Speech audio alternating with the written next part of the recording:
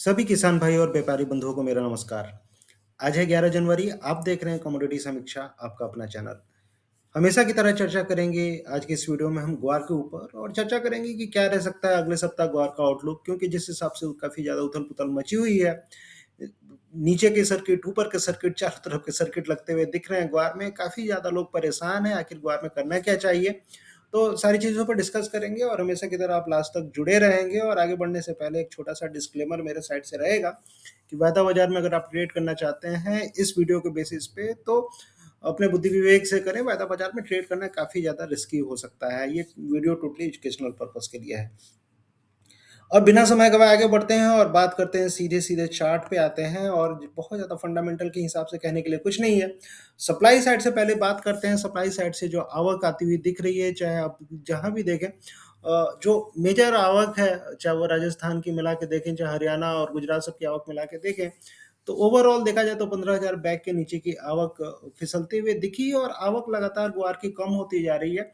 और कहीं न कहीं इंडिकेट करता है कि ये जो आवक है और जिस हिसाब से अभी सिचुएशन बना हुआ है सप्लाई साइड से, ये तो तय है कि इस बार प्रोडक्शन कम है।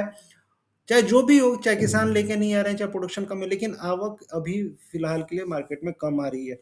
इसका असर हमने देखा था, प्राइस लगातार चढ़ते हुए दिखे थे ग्वार के और नीचे से अगर देखा जाए तो लगभग 50% तक की तेज़ी आपको आते हुए ग्वार 1 में बनती हुई दिखी थी, ग्वार सीड में भी बनती हुई दिखी थी। लेकिन उसके बाद अगर लास्ट वीक की बात करें, पर्टिकुलरली पिछले हफ्ते की, तो ग्वार गम में लगभग आप देखेंगे तो 10% तक की गिरावट, 10.14% की गिरावट, लगभग ₹1200 की गिरावट बनते हुए दिखी थी। और जो भाव थे, जो हाई बना था, अगर आप फ़रवरी कॉन्ट्रैक्ट देखेंगे 12,380 से, और सीधे वहाँ से भाव फिसल के पता है आपको कहाँ गिर गए? ये आ गए थे, जो लो बना था 9953। यानी कि मोटा-मोटी तौर पे अगर 10,000 भी पकड़ा जाए तो लगभग ₹2300 तक की गिरावट हमें देखने के लिए मिली थी और प्राइस अचानक से ग्वार के क्रैश होते हुए दिखे थे। तो कहने का मतलब ये है कि अचानक से ऐसा क्या हो गया कि ग्वार के प्राइस इतने ज़्यादा गिर गए। ग्वारगम जो एक समय में बातें हो रही थी कि मार्केट 14,000 20,000 तक जाएगा, और अचानक से जो भाव थे सीधे-सीधे फिर से 10,000 से नीचे फिसलते हुए ग्वारगम के दिखे थे हमें। वहीं अगर आप ग्वारसीड की बात करेंगे तो ग्वारसीड में भी लगभग वही सिनेरियो, और जो भाव थे, जो हाई बना था 6300 के आसपास, 6290 का, वहाँ से जो भाव फिसलते हुए दिखे फरवरी कॉन्ट्रैक्ट में, आप देखेंगे जो लो बना था ₹5462 का लो बना था। यानी मोटा-मोटी तौर पे आप देखेंगे 700-800 रुपए की गिरावट ग्वारसीड में भी आपको सिर्फ 1 हफ्ते में देखने के लिए मिल गई थी। तो कहने का मतलब है कि 4 हफ्ते की गिरावट, धीरे-धीरे 4 हफ्ते की तेज़ी को 1 हफ्ते की गिरावट ने जस्टिफ़ाई करने की कोशिश की, एक तरह से मुनाफ़ा वसूली होने की कोशिश हुई, ग्वारगम हो चाहे ग्वारसीड हो। तो मुनाफ़ा वसूली आखिर आ क्यों गई? सबसे पहले ये जानने की कोशिश करते हैं। तो बहुत सारी चीज़ें हैं, अगर आप टेक्निकल के हिसाब से जाएँगे तो मैं काफ़ी दिन से बोल रहा था कि ये जो आरएसआई है, काफ़ी बॉट में चल रहा है और कभी भी मुनाफ़ा वसूली आ सकती है।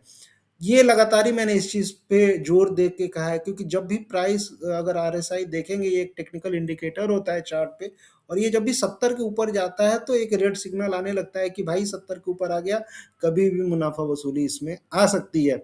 और ग्वार में हो भी रहा था, काफ़ी दिन से 70 के ऊपर चल रहा था और जो हाई बना लगभग 80 के आसपास बनते हुए दिखा था वीकली चार्ट पे। और ऐसा जब भी होता है, आप खुद ही देख लीजिए, जब भी ऐसा होता है आरएसआई, वहाँ से गिरावट आपको आती हुई दिखती है। जहाँ भी आप गिरावट देख रहे हैं, वहाँ आरएसआई 70 से ऊपर बनते हुए दिखा है। तो ये कारण था टेक्निकल टर्म में। अगर आप फंडामेंटल के टर्म में जाएँगे, फंडामेंटल के टर्म में सप्लाई साइड से तो ज़्यादा चिंता वाली कोई बात नहीं थी, लेकिन डिमांड साइड से एक न्यूज़ निकल के आती है कि अमेरिका जो है, लगभग इंडिया पे 5% 500% का टैरिफ इम्पोज़ करने की बातें कर रहा है। तो कहने का मतलब है कि ये न्यूज़ जैसे ही आता है मार्केट में, और उसके बाद बहुत सारी एग्री कमोडिटीज़ गिरने लगती है। जो यूएस के राष्ट्रपति हैं, ठीक है, डोनाल्ड ट्रंप ने उन्होंने एक बिल साइन किया, और जिसके अकॉर्डिंगली जो भी कंट्री रसिया से तेल खरीदती है, चाहे और यूरेनियम खरीदती है, और जो भी अदर चीज़ें खरीदती हैं, उन कंट्रीज़ पे, उन कंट्रीज़ के इंपोर्ट पे लगभग 500% का टैरिफ यूएसए लगाएगा। तो इसमें इंडिया भी आता है, और इंडिया एक तरह से देखा जाए तो रसिया से सेकंड बड़ा खरीदार है क्रूड ऑयल का। बहुत सारा क्रूड इंडिया से खरीदारी, इंडिया यूएस रसिया से खरीदारी करता है। तो 500% का टैरिफ का जो दायरा है, इंडिया पे भी पड़ सकता है, और इसका सीधा-सीधी असर क्या पड़ेगा? इसका सीधा-सीधी असर मोटा-मोटी तौर पे देखें तो जो एक्सपोर्ट हो रहा है, इंडिया से यूएसए को वो एक्सपोर्ट एकदम से ठप होते हुए दिखा है, ना सिर्फ ग्वार, बाकी सारे प्रोडक्ट्स। तो कहने का मतलब है कि एक इकोनॉमी जो है इंडिया की काफ़ी ज़्यादा इम्पैक्टेड होने वाली है। आपने देखा था निफ्टी भी काफ़ी ज़्यादा डाउन होते हुए दिखा था। मतलब इकोनॉमिक अर्थव्यवस्था चरमरा सकती है अगर 500% का टैरिफ अगर यूएसए लगाता है तो।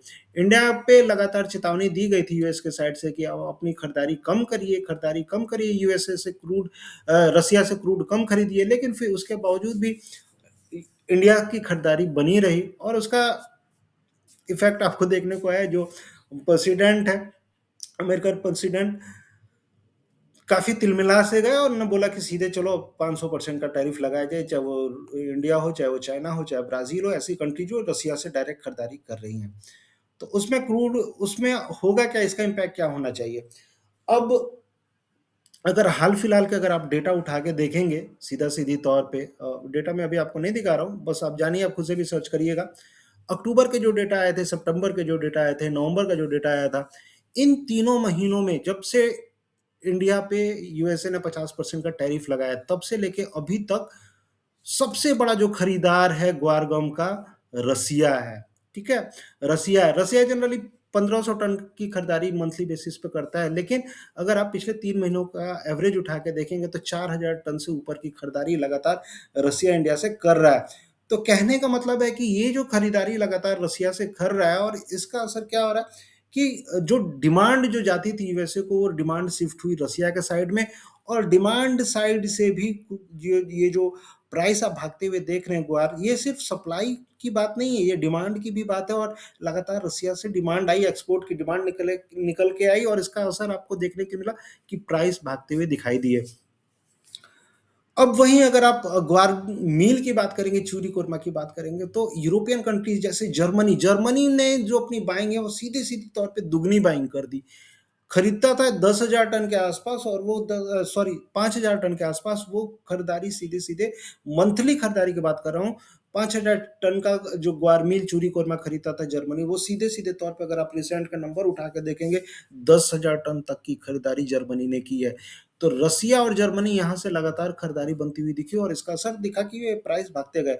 लेकिन इस टैरिफ लगने के बाद अगर यूएसए 500% का टैरिफ लगाता है, तो इंडिया डेफिनेटली है कि रसिया से तेल नहीं खरीदेगा, और रसिया से तेल अगर जब नहीं खरीदेगा, तो जो रसिया अपना क्रूड ऑयल प्रोडक्शन बढ़ा रहा था और ग्वारगम खरीद रहा था, तो रसिया भी ग्वारगम नहीं खरीदेगा। और ये सारी चीज़ों को देखते हुए ग्वारगम में अचानक से क्रैश आया। तो अभी जब तक ट्रेड टेंशन बना हुआ है, रसिया, इंडिया, चाइना, ये सारी चीज़ें चल रही हैं, स्पेशली यूएसए के साथ जब तक ट्रेड टेंशन बना हुआ है, ग्वार में ऐसी उथल-पुथल आपको देखने के लिए मिल सकती है। तो अभी के लिए आपको क्या करना है, अभी के लिए लंबे-लंबे लक्ष्य के लिए अभी ट्रेड आपको नहीं करना है। अभी अगर आप टेक्निकल टर्म में जाएँगे, अगर मेरा पिछला वीडियो उठा के देखें, तो मैंने क्लियर तौर पे बोला था कि 9800 तक भाव आ सकते हैं। आप देखिए, जाके देखिए। अगर आपने नहीं देखा, उस समय भाव बहुत ऊपर चल रहे थे, उस समय मार्केट क्रैश भी नहीं हुआ था इतना। और ये जो भाव है, अगर आप लो देखेंगे, फरवरी कॉन्ट्रैक्ट 9953, 9953 तक के भाव आ गए। ट्रेंड लाइन के हिसाब से देखेंगे तो इस ट्रेंड लाइन को छू के मार्केट निकल रहा है, और होता भी यही है। जनरली ट्रेंड लाइन को छूता है तो मार्केट ऊपर निकलने की कोशिश करता है, लेकिन मंडे हम देखेंगे कि ये कितना सस्टेन करता है। एक तरह से देखा जाए तो सपोर्ट अभी के लिए 9900, 10,000 के आसपास सपोर्ट है। इस जोन में जब भी भाव अगर आते हैं आपको, तो आपको ये वाला एसएल डाल के 9900 के आसपास का सपोर्ट लेके आपको बाइंग करनी चाहिए।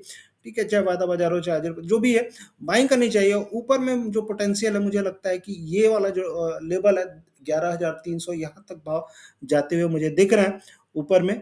ठीक है, वीकली चार्ट पे, और इसके ऊपर फिर निकलते हैं, और ये लाइन आपको मिलेगी फिर 11,600, 11,700 के आसपास। ठीक है, और इसके ऊपर निकलेगा तो फिर 12,300। तो धीरे-धीरे आप ट्रेड अपना लक्ष्य रखें। अभी के लिए जो लक्ष्य आपको रखना है, 11,300 का रखना है। ठीक है? इन स्तरों के आसपास मुझे लगता है यहाँ तक भाव जाते हुए दिख सकते हैं। लेकिन इसके साथ-साथ आपको ये भी सोचना चाहिए कि जिस हिसाब से सिचुएशन अभी ट्रेड टेंशन को लेके बने हुए हैं, और जब तक कुछ क्लियर कट न्यूज़ नहीं आता है, बहुत ज़्यादा लंबे-लंबे लक्ष्य के लिए आपको नहीं बैठना चाहिए। जो भी मुनाफ़ा मिलता है, आपको मुनाफ़ा वसूली ज़रूर करनी चाहिए। एक बार में बहुत सारे लोग इन स्तरों पे लेके बैठे हुए हैं, और इन स्तरों पे इतने गिरने के बाद भी बैठे हुए हैं। यानी कि कहने का मतलब है कि 1, 2, 3 हफ्ते की जो गेन थी, बहुत सारे लोग गँवा चुके हैं। आज के डेट में भी हाथ मलते हुए रह गए कि इन स्तरों पे हमने मुनाफ़ा वसूली नहीं की। तो कहने का मतलब है कि मैं बार-बार कहता हूँ कि जो भी मिलता है एक बार ज़रूर मुनाफ़ा वसूली करें और नीचे में फिर से लेवल मिलने पे आपको खरीदारी आपको करनी चाहिए। वही अगर आप ग्वार सीड की बात करेंगे तो ग्वार सीड में अभी डाउनसाइड पोटेंशियल अभी बना हुआ है। ग्वार गम में 10% तक की गिरावट हमें देखने के लिए मिल रही थी, लेकिन वहीं अगर आप ग्वार सीड में देखेंगे तो 6% तक की गिरावट ही हमें 6.5% तक की ही गिरावट देखने के लिए मिली है। ग्वार सीड में अभी के लिए रेजिस्टेंस मेरे हिसाब से 5850 और उसके ऊपर लगभग 6000 तक का रेजिस्टेंस है। जब भी इन स्तरों पे भाव आएँगे, आपको एक बिकवाली बनती हुई दिखेगी। 6000 के ऊपर भाव अगर निकलते हैं तो हो सकता है मार्केट 6300 जाने के लिए सोचे। लेकिन अभी ये जो ज़ोन है 5850 से लेके 6000 के बीच में, यहाँ पे आपको बिकवाली बनेगी। नीचे में जो सपोर्ट अभी बना हुआ है 5450 और इसके नीचे भाव निकलते हैं तो 5230 तक पोटेंशियल है ग्वार सीड का आने का। तो ओवरऑल मेरे हिसाब से आप देखेंगे तो मिश्रित ट्रेड रहेगा, एक क्लियर ट्रेंड ग्वार के मार्केट में आज के डेट में कोई नहीं। आप किसी से भी पूछिए, कोई कॉन्फिडेंस के साथ कि हर किसी का कॉन्फिडेंस कोई भी कॉन्फिडेंस के साथ नहीं बता पाएगा कि अभी क्या चल रहा है। एक मिस्ट्री ट्रेड जो है वही मान के चलिए। इस मिस्ट्री ट्रेड का मतलब ये हुआ कि निचले स्तरों से खरीदारी और ऊपरी स्तरों पे मुनाफा वसूली। और निचले स्तर मतलब क्या हुआ, 5400 के आसपास मार्केट आता है तो बाइंग का रिस्क ले सकते हैं। 5400 के नीचे खिसकता है तो हट जाएं। फिर जो फ्रेश बाइंग करनी है 5250 के आसपास करनी है। ठीक है, 5400 के नीचे खिसकने का मतलब सीधे भाव 150-200 रुपए गिर सकते हैं, क्लियर कट की बात है ये। और ऊपर में 5850 और इसके ऊपर अगर मार्केट निकलता है तो फिर 6000 के आसपास भाव जाते हुए आपको दिख सकते हैं। तो इस हिसाब से आपको ग्वारगम ग्वारसीड में आगे के लिए रणनीति रखनी चाहिए। तो ये था मेरा व्यू, आपको कैसा लगा आप बताएंगे। और आजकल ये जो जो भी वीडियो मैं ग्वार पे बनाता हूँ सिर्फ और सिर्फ जो भी पेड मेंबर हैं ग्वार समीक्षा यूट्यूब चैनल के उन्हीं को दिखता है। मैं पब्लिकली मैंने वीडियो बनाना छोड़ दिया। अब ग्वार के वीडियो मेरे पब्लिकली रहते नहीं हैं। तो एंजॉय करें, ज़्यादा से ज़्यादा एंजॉय करें और चीज़ों को बारीकी से समझें। ज़्यादा से ज़्यादा जो भी रिस्क है, रिस्क के हिसाब से अपनी स्ट्रैटेजी आपको रखनी चाहिए। तो मिलते हैं फिर नेक्स्ट वीडियो में, तब तक के लिए थैंक यू। जय हिंद, धन्यवाद।